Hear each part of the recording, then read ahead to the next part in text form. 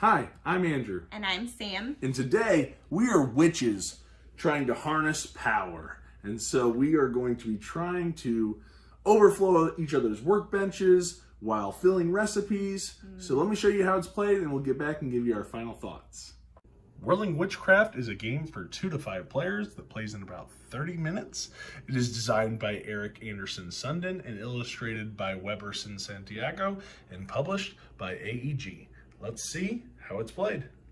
Now, before I get too far into the teach, I do want to give a little bit of a disclaimer, okay? As far as the components that you see here, I actually did not have any blue cubes that came in my copy of the game, so I have had to essentially cannibalize a couple games in order to get some blue cubes in the time being, but I know AEG is going to be working on getting that resolved. But just know that these aren't the normal blue cubes that come in the game. I got these cubes from Clank in Space and Pandemic. So just know that those aren't the actual cubes in the game. Those are ones that I had taken from other games in order to play. And another thing that you will see are these reference cards. These are reference cards for the Arcana that we'll talk about in a little bit. These do not come in the game, actually. I had to print these off, and actually I don't own any color ink right now, so I had to print them off and make my own little reference cards. But just know that these also do not come in the game. Those are something that I printed off separately. But I'll talk a little bit more about components a little bit later, so let's get into how it's played.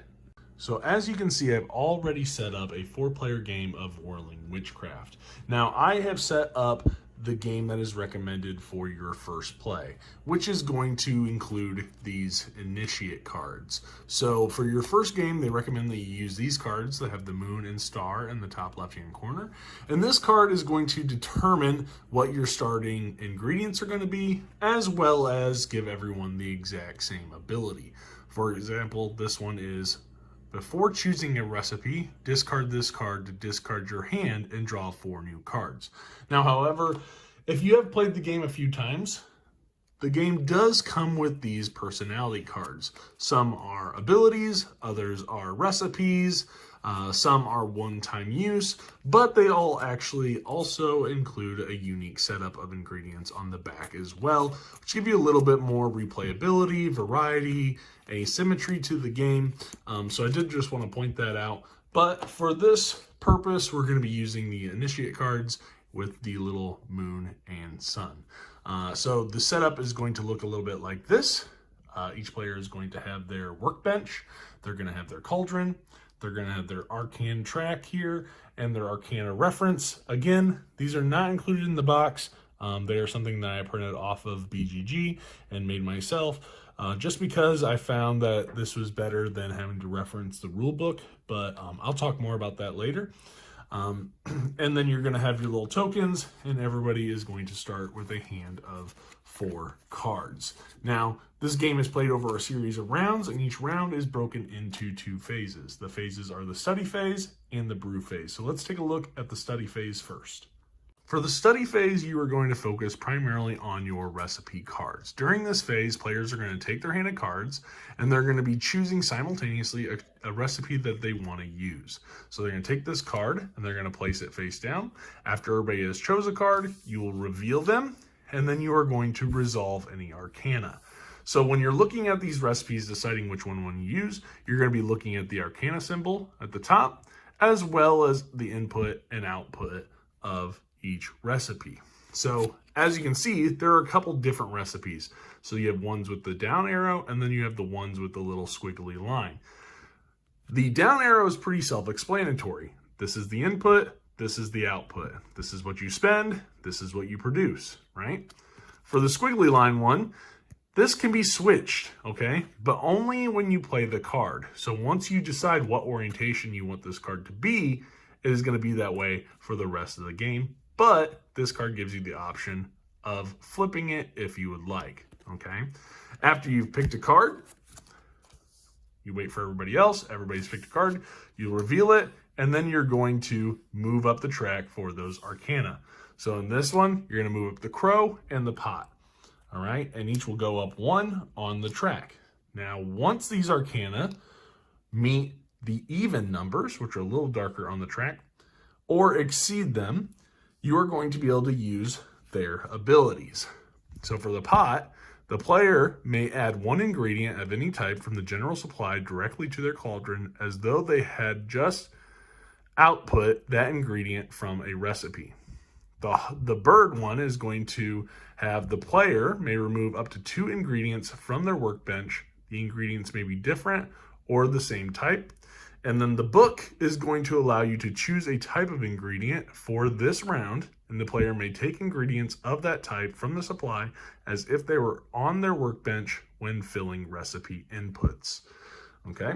Once everybody has done that, chose their card, revealed it, and then resolved any arcana, then we will move on to the brew phase.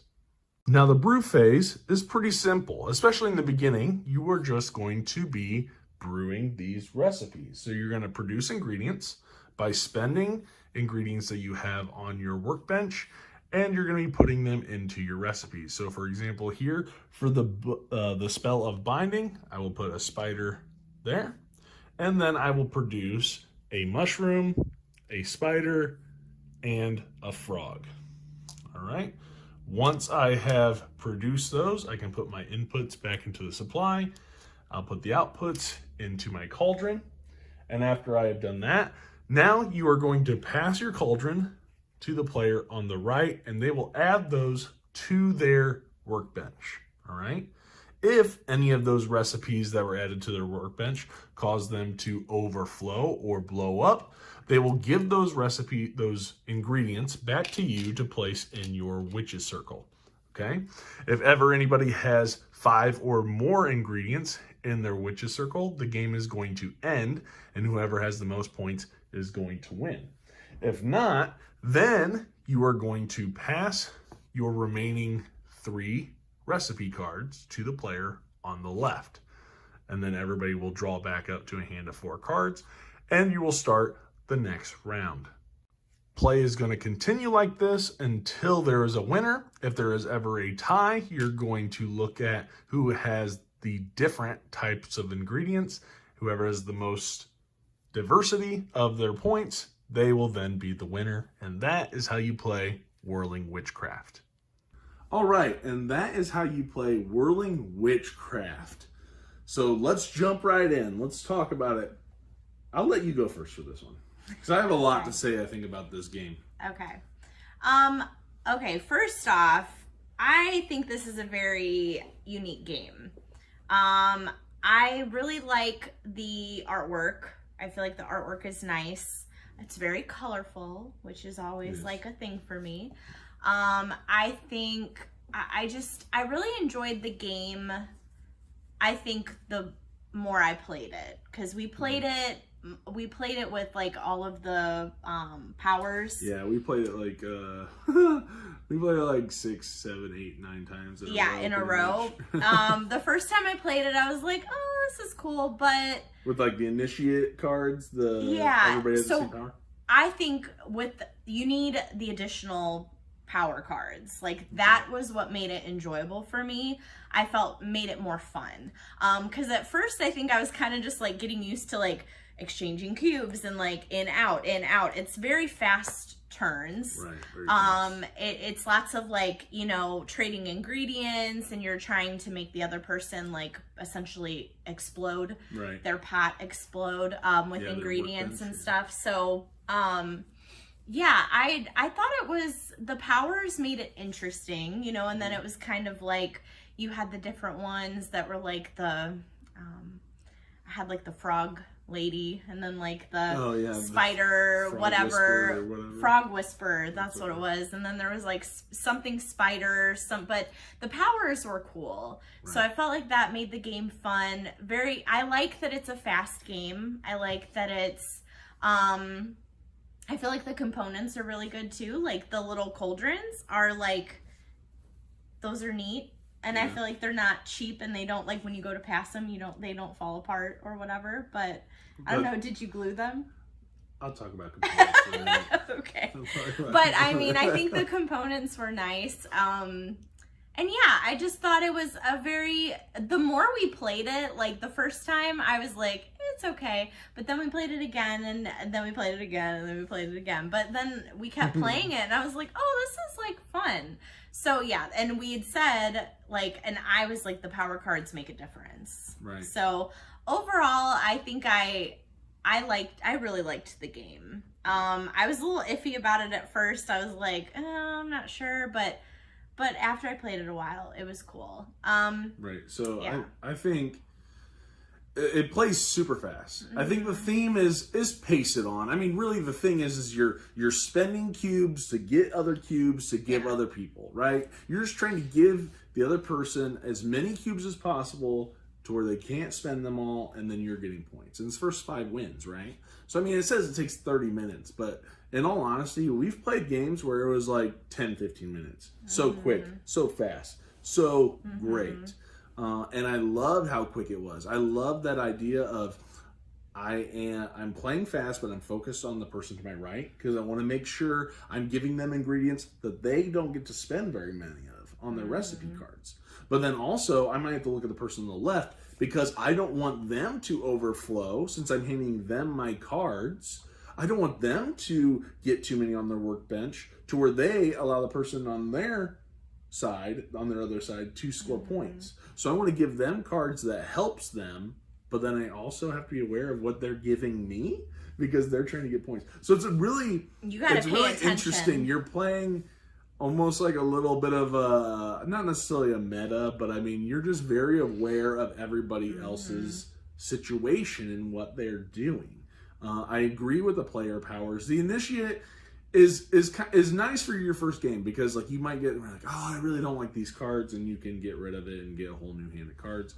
But I like the asymmetrical setup where you have different numbers of ingredients for each one, and then you have your own powers. Some are most of them are really good. There are a couple where like there's a one-time use discard. I'm like, it might be good for like end of the game and you need like 3 points and you find a way to use it and you do it and that's great. But most of them I feel like are very well balanced, but there are a couple that aren't very good. But you get like 12, I think. I think there's like 12 of them.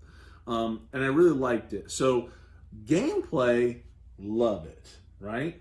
Let's talk about components, because I really enjoy this game, but components is where I have to drop it relatively significantly.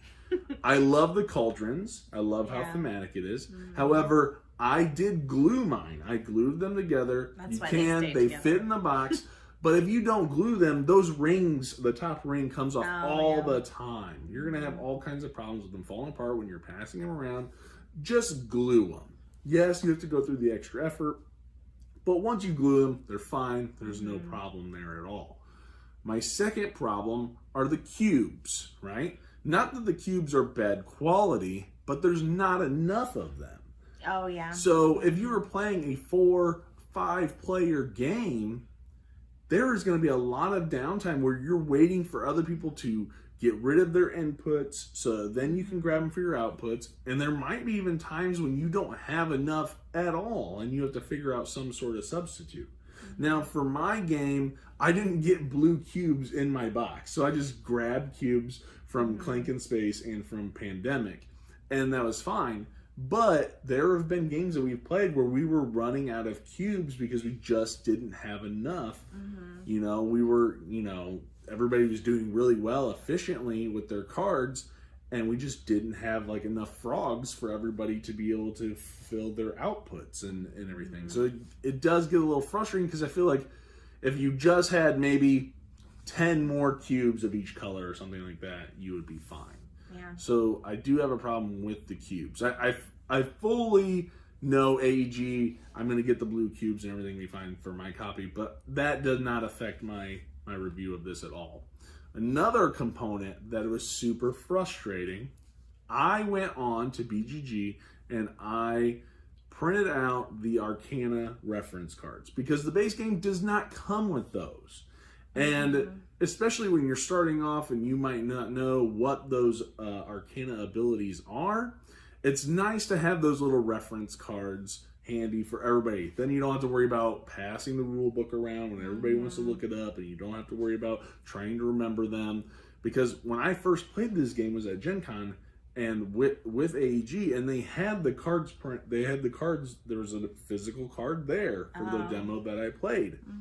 So me fully thinking, hey, this is in the box. It's not in the box. So you have to go on and print it off yourself. I really hope they fix that, maybe for later printings, and maybe add those extra cubes and everything. But those components do affect it, because I had to go out of my way to get those cards. I had to, I have to deal with the cubes. I have to, the cauldrons are nice. You just got to glue them. But other than that, I really like the game. That's really my only negative are the components and those issues. But I really like how quick it is. I really like how quick it is, and I like just the you're constantly aware, and really 30 minutes, that might be a little on the long side, and I love it, because I'm just like, let's play it again, let's play it again, let's play it again, let's play it again. Yeah. As far as Halloween games, this is my Halloween type games. Again, like I said, the theme is pasted on there. But this is by far my favorite one. I love this. I'm going to play it all the time. When I played this at Gen Con, I was like, I have to get this game. And I immediately went and got it. Immediately. Loved it so much, I had to go get it. So yeah, I'll stop there with my thoughts on it. Final score. You want to give your final score first? Yeah, I will give it, I think, an 8. An 8? Okay. Yeah, I will agree. I did want to add that. Like, I will agree with you on the Arcana cards. Right. Because you need those. Like, in order for you to keep referring back to it, like, I feel like that's a must. Right. In the game. That slows the game down, too. Yeah. And it's so quickie. So quick. Sorry, I don't know why I'm saying that. Anyway, so 8 for you. Yeah. See, I wanted to give it an 8, but because of those component issues, I just can't. So I have to give it a 7.5. I honestly thought about going as low as a 7, but I really liked the gameplay so much. It was so good. Yeah. But the components are just so frustrating, because I feel like it was just kind of thrown together and not really thought out that well. And it seems a little sloppy there. So so that is my thoughts and our thoughts on Whirling Witchcraft. Check it out. I mean, if you don't mind the component issues, having to go print off your own reference cards and gluing stuff together, or maybe finding some additional cubes, I know that sounds like a lot of extra work for a game, but it really is a quick, fun, great little game. So please like, comment, subscribe, click that little bell icon so you get a notification every single time we post a video. And we look forward to seeing you guys on the next one. Have a good day. Bye.